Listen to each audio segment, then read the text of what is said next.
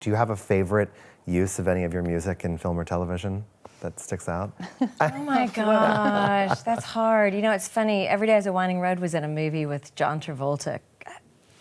I think it was called Michael or something. Yeah, he was an angel. Yes, where he's an angel. And I just remember that vividly because at the time, that was the very first big sync that I'd ever had. And it was with just, you know, major star. And the other one was, I had a song called On the Outside, which was in a movie with Brad Pitt, which was a really, really dark movie called Californication or something like that. Yeah, I don't know. yeah. I mean, it's just, you know, it's interesting. Music is an incredible medium for creating emotion. Like, you watch movies and you think, what would this scene be like without, you know, the background music? So Exactly. it's great. I love it. And then, of course, the James Bond theme was monumental. So. Absolutely. And Cars. And Cars. I mean, my kids. Brockovich. That's the only Oh, reason. right, Brockovich. Aaron Aaron Brockovich. Brockovich. Yes. Right. I really, really love this film. Why was this the time to do it, and were you trepidatious at all about opening up? Oh, my manager, who's been with me for about, well, over 30 years, he's the one that really coerced me into doing this. And he had interest from Showtime, and he, you know, he's just said, look, you've got over 30 years of stories, and you've lived through the changes in the business. You've gone through a lot of different dynamics that women are still going through. But I think more than anything, just finding a director I felt like I could tell my story with. You know, the comment that people have said in that first interview about me being driven, that can be such a negative comment, and there's so much more to it than that, that it just seemed like the right time to tell the story because of what women do go through, and I'm really proud of it. How did you guys develop a rapport? What about Amy was the right director for you? I had seen her work, and I just felt like her sensibilities, that I could trust that she would have the right vision for the story. I had an interview recently with a man who said, that 90 minutes of this movie defied everything that I believed about you. And for me, that was the moment where I said, okay, this was the right documentary, and she and her team totally nailed it, and they created a safe place for me to tell the story, and there's a lot of hard stuff in there, you know, and so, yeah, I just felt like I was in safe hands. How do you begin to approach a life and a career like Sheryl's? Oh my goodness. Well, there's a lot. I mean, because she's had such a robust career full of highs and lows, there's so much of this that it's really hard to decide what is the story that you're going to tell, what's the story that you're going to hold on to. You can't cover every record in equal measure, every hit, but I think, you know, in reference to starting the film with that driven clip, when we saw that clip, it just really smacked me in the face. It was such a, like, ugh, you know, and Sheryl's reaction was so cool. She's like, way to kick it up a notch, which is so perfectly Sheryl.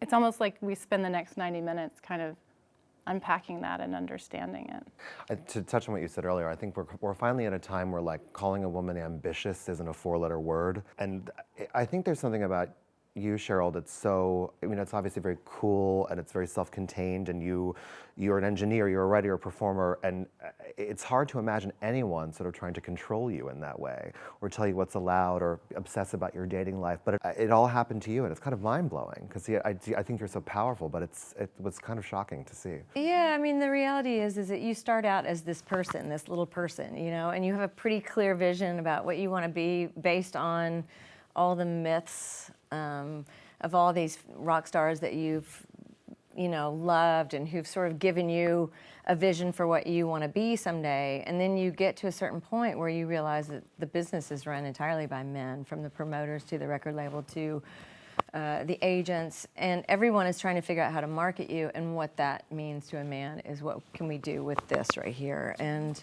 so much of who I thought I was based on the work and the, you know, practicing and the listening and trying to be a better songwriter and being all this, and just constantly being handed a no, this isn't the way we're going to do it, is for a woman, or for anyone really, is demoralizing. And, you know, I think the difference now is that we see women who are orchestrating their persona and their brand that might be sexual, but they're in control of that. They're wielding the images, whereas a man isn't saying, look, you got to do this to sell the record or to get yourself out there.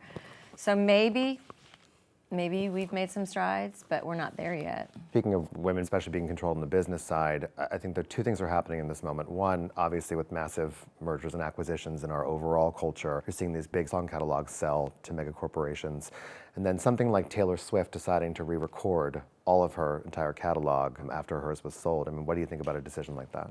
I'm sort of on the, I mean, this sounds maybe slightly defeatist. I'm on the back nine. So I look at these things with an overview and say whatever is best for anyone who's going through what they're going through, because we can't begin to understand what, people are walking through in their own daily lives. For me, I make the decisions, and I've tried to always make the decisions that I felt like represented who I felt I was.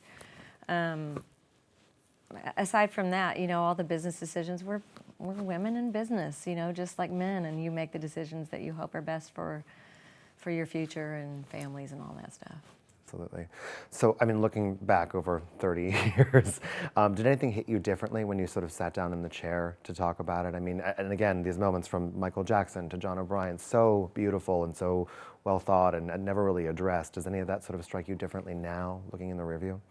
Well, it's a really interesting process to go back through 30-something years. And I think the thing that struck me was that it wasn't less emotional for me, or it wasn't easier to tell those stories now, even with the life experiences and the hindsight that I have. It didn't feel less emotional for me. And talking about those things still took me back to the moments of the most devastation. And I think the thing, though, that was sort of affirming was that I felt like while I was telling my story that everybody in the room, when I wept, everybody else wept. And we were all sort of in this journey together, and that made me feel like I had a safe place to tell the story. And my stories are unique to me, but they are still happening to, to artists everywhere and to people everywhere. So hopefully those who watch the film will feel they've traveled through a life and have come out the other side with hope and strength and courage and all that stuff.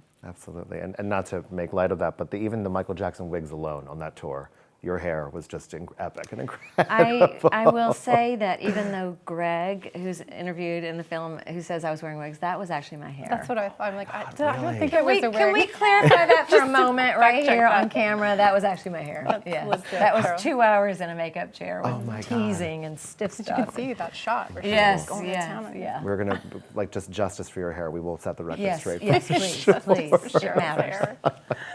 Amy, what's your favorite Sheryl Crow song? Oh my goodness. Okay, so my kids are going through my shuffle playlist last night. It's hard. I mean, it depends. Crush and Burn is really great. I love Ordinary Morning. I love some of the more deep cuts, and Weather Channel now. Yeah, Good is Good. Oh, yeah. I love that song so much. Do you have a favorite child?